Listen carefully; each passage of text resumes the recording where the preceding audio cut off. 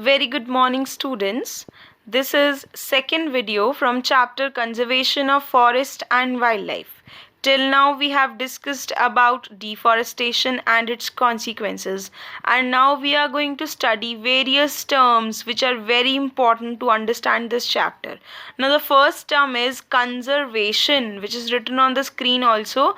Now conservation means protection, to protect, right? Preservation, to preserve things, right? Management means to manage things properly, and restoration, which means if some area or something is damaged, to restore it and bring it back to its natural state. So what is conservation? It means protection, preservation, management, restoration of wildlife. It means animals living in forest area, and natural resources like forest, soil, water, etc. Now comes another very important term which is known as ecosystem. So what does this term mean? This is a system of interaction, right? Interaction means in which both the factors help each other, of two things. First one is biotic factors and second one is abiotic factors. So what is ecosystem? It means interaction of biotic and abiotic factors. Now biotic means living organisms and abiotic means non-living like air, water, etc. in one particular area.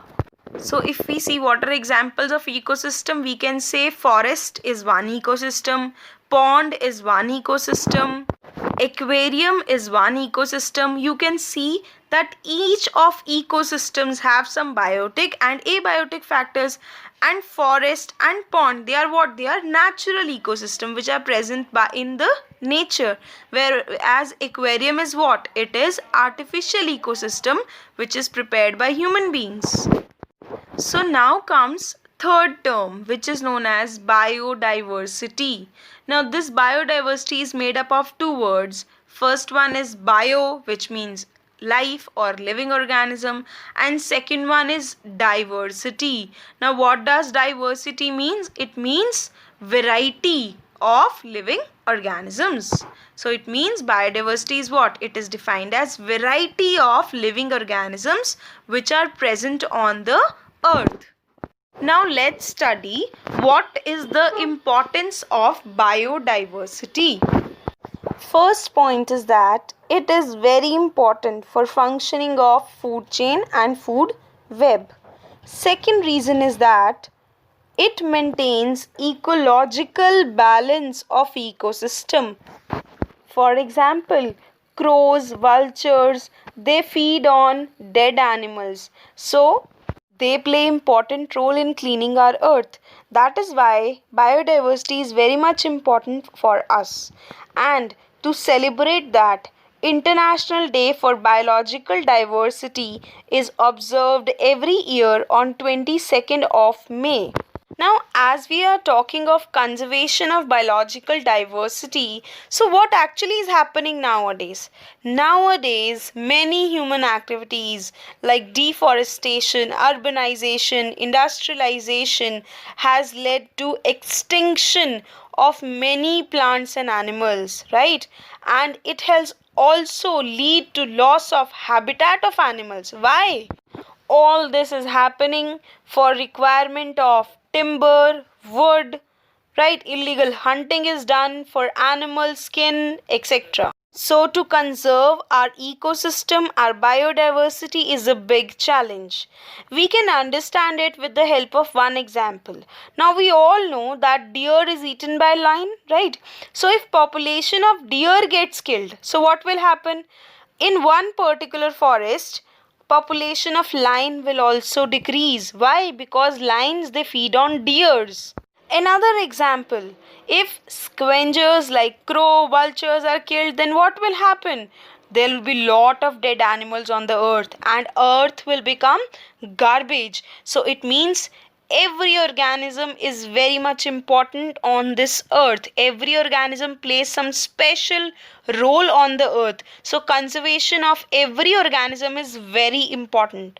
So it means So Government of India has taken some major steps to conserve plants and animal species.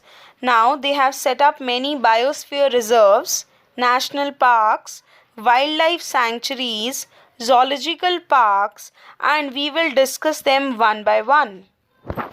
Let's start with their definitions first. Biosphere reserve means a large area of land which is protected for animals and plants, and only tribal people can live along with them. Second one is national parks. Now these are the reserved areas only for wildlife, plants and animals, right? Where they can live freely in their natural habitat. Habitat means home. And third one is wildlife sanctuaries. These are also protected areas for animals and there is no disturbance to them in their habitat, and illegal hunting is banned, totally banned in these areas. Now here comes one more very important term you must have heard previously also. That term is species. SPECIES,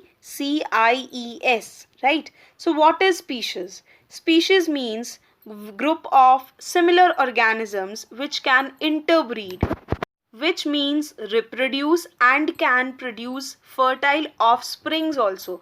Offspring means children. For example, cat is one species. Thank you.